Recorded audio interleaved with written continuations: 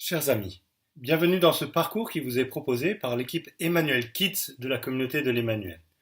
Cette équipe a pour mission d'une part de réfléchir aux moyens les plus adaptés pour aider les enfants à grandir dans la foi et d'autre part de mettre en œuvre diverses propositions pastorales à l'intérieur de la communauté de l'Emmanuel. Par exemple, dans l'organisation des sessions de parelmonial, mais aussi plus largement, par exemple, dans des paroisses. Ce cycle de formation nous conduira à travers 8 étapes, composées chacune d'un enseignement théorique et d'exercices concrets visant à leur application concrète dans notre mission. Il serait parfaitement inutile de connaître toutes les théories possibles sur l'éducation si notre engagement sur le terrain demeurait inchangé. Notre objectif personnel, au début du parcours, est de se laisser transformer, non seulement dans nos manières de faire, mais plus encore dans notre manière de vivre avec Dieu. Ce parcours peut proposer un authentique chemin de conversion si nous acceptons de jouer pleinement le jeu. Dans les 8 étapes qui seront proposées, nous aurons 3 temps. Les 3 premiers enseignements nous permettront de poser les fondements. Que signifie la mission d'éducation ? Les 2 suivants aborderont les principes de mise en œuvre de cette mission. Les 3 derniers nous conduiront à aborder des points très précis de la mission pastorale auprès des enfants.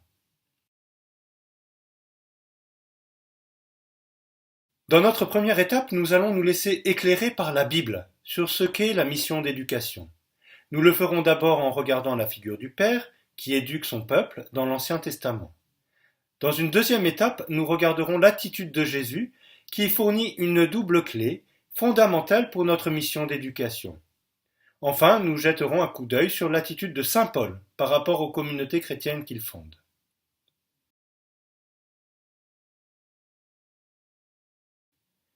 L'Ancien Testament pourrait se résumer de la manière suivante. Dieu a créé l'homme pour vivre pleinement dans l'alliance avec lui, pleinement immergé dans son amour. Or, vivre une alliance suppose la liberté. Il n'y a pas d'amour sans liberté.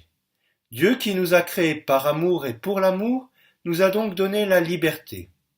C'est l'une des manières de comprendre cette affirmation de la Genèse selon laquelle l'homme et la femme sont créés à l'image et à la ressemblance de Dieu.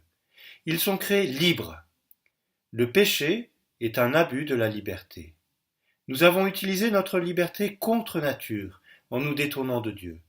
Mais Dieu n'a pas voulu en rester là. Il s'est employé, par tous les moyens, à nous faire revenir dans son alliance. Il ne pouvait le faire cependant qu'en respectant notre liberté. L'exercice est complexe. Dieu ne peut pas nous forcer, mais il crée toutes les conditions possibles pour que nous décidions à nouveau et librement de revenir dans l'alliance. L'Ancien Testament développe principalement 2 images pour évoquer la manière dont Dieu met en œuvre ce projet de Dieu. Ces 2 images sont empruntées l'une et l'autre à l'univers familial. Dieu est d'abord comparé à un époux qui séduit. La plus belle illustration se trouve en Osée au chapitre 2 verset 16. Mon épouse infidèle, je la conduirai au désert, je la séduirai, je parlerai à son cœur. Le fiancé ou l'époux, c'est celui qui fait tout ce qu'il peut pour être aimé de sa fiancée, tout en sachant que ce n'est que librement qu'elle peut l'aimer. L'autre image qui nous intéresse plus directement, c'est celle de l'éducateur. Dieu est un père qui éduque son fils. En Isaïe au chapitre 1 verset 2, « J'ai fait grandir des enfants, je les ai élevés, mais ils se sont révoltés contre moi. » Tout au long de l'Ancien Testament, le Père, par d'innombrables moyens, notamment la loi, donne à son peuple les éléments qui lui permettront de se convertir, de choisir de nouveau de marcher avec Dieu. Ce travail éducateur de Dieu vis-à-vis de son peuple s'étend sur de nombreux siècles. Patiemment, Dieu forme son peuple qui, par étapes successives, pose des choix libres pour revenir dans l'alliance. Par conséquent, nous avons déjà une très belle étape. Qu'est-ce que la mission d'éducateur ? Simplement la mission du Père. Lorsque nous faisons œuvre d'éducation, nous ne faisons rien d'autre en fait que ce que fait Dieu. La mission d'éducation, c'est très précisément une mise en œuvre de ce que Dieu fait chaque jour avec son peuple. Le Père, tel qu'il se donne à voir dans l'Ancien Testament, nous montre aussi ce qu'est la mission d'un éducateur. Dieu crée à chaque instant les conditions pour que le peuple puisse exercer sa liberté et choisir personnellement de vivre l'alliance. Eh bien, c'est la définition que nous pouvons donner de la mission d'un éducateur. Un éducateur doit créer les conditions pour que l'enfant puisse grandir en liberté et choisir personnellement de vivre l'alliance. C'est ce que des parents peuvent constater le jour du mariage de leur enfant. Ils l'ont fait grandir. Ils ont créé les conditions pour que l'enfant puisse exercer sa liberté et vivre une alliance. Et pour ce faire, les parents ont consenti à un véritable abandon qui a créé l'espace nécessaire au déploiement de la liberté de l'enfant.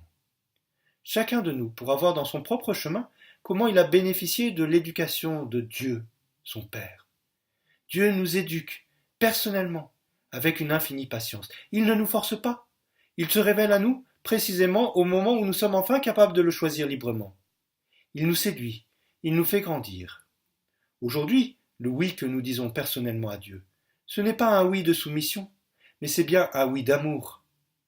Le Père nous permet de voir comment dans l'éducation se joue une articulation très fine entre la loi et la liberté. Jésus, le Fils de Dieu, est celui qui réconcilie pleinement les deux. Jésus accomplit pleinement la loi. Il dit « Je ne suis pas venu abolir la loi et les prophètes, je ne suis pas venu abolir, mais accomplir. » Et il le fait en pleine liberté. Ma vie, nul ne la prend, mais c'est moi qui la donne. Sur ce chemin, Jésus va nous donner maintenant une autre double clé, la clé de la justice et de la miséricorde.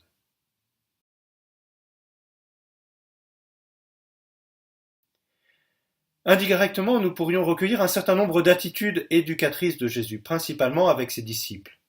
Mais plus profondément, ce qui est intéressant, c'est de repérer comment Jésus conjugue, dans ses paroles et ses actes, la justice et la miséricorde. Lorsque nous lisons l'Évangile, en particulier celui de Luc, nous voyons d'une part que Jésus a développé un contact fort et positif avec les personnes les moins recommandables, des prostituées, des publicains, des samaritains et finalement le bandit qui est crucifié avec lui. Mais aussi, de l'autre côté, il a eu des relations tendues avec ceux qui faisaient le meilleur de la société de son temps, surtout les pharisiens.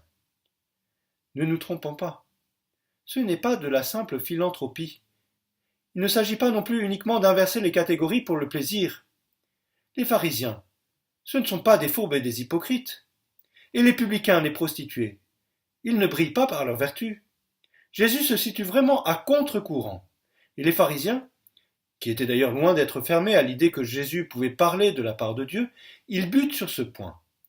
Jésus semble valoriser davantage des personnes moralement peu recommandables et au contraire faire peu de cas des efforts réels et louables des pharisiens, qui cherchent vraiment à avoir une vie enracinée dans la parole de Dieu. Dans Saint Luc toujours, certaines paraboles apparaissent même profondément injustes. La parabole des ouvriers de la dernière heure, la parabole des invités surprises de la noce, avec à la fin cet homme qui est jeté dehors parce qu'il ne porte pas le vêtement de noces, ou encore la parabole des deux fils, avec ce fils aîné, ce fils prodigue. Chacune de ces paraboles, à sa manière, nous montre la justice de Dieu. Le maître de la vigne donne à chacun ce qui est juste. Le Père est juste avec ses fils.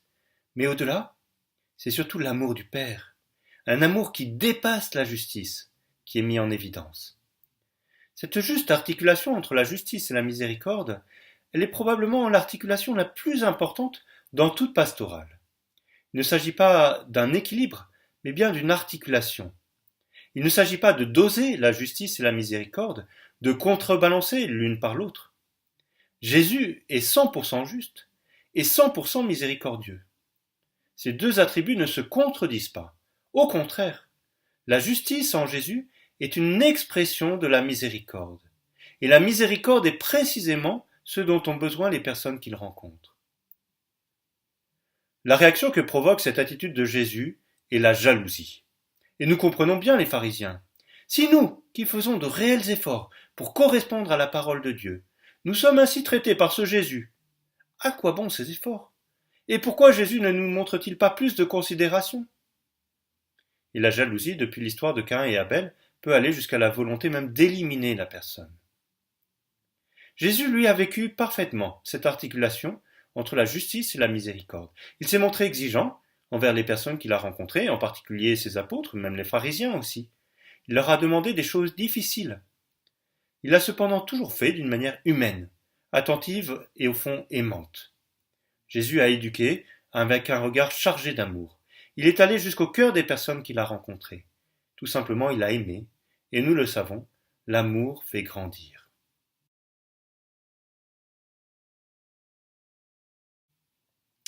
L'un de ceux qui ont dû vivre la profonde conversion à laquelle Jésus a invité, c'est Paul. Paul, c'était justement l'un de ces pharisiens qui ont dû faire l'expérience de la miséricorde personnelle de Dieu pour eux. Il a été celui qui a dû reconnaître que la puissance de Dieu se déploie dans la faiblesse. Et Paul l'a vécu surtout avec les communautés qu'il a fondées. Il est très marquant de voir comment il considérait ses premiers chrétiens, non pas comme des hommes et des femmes qu'il avait convaincus, mais véritablement comme ses enfants.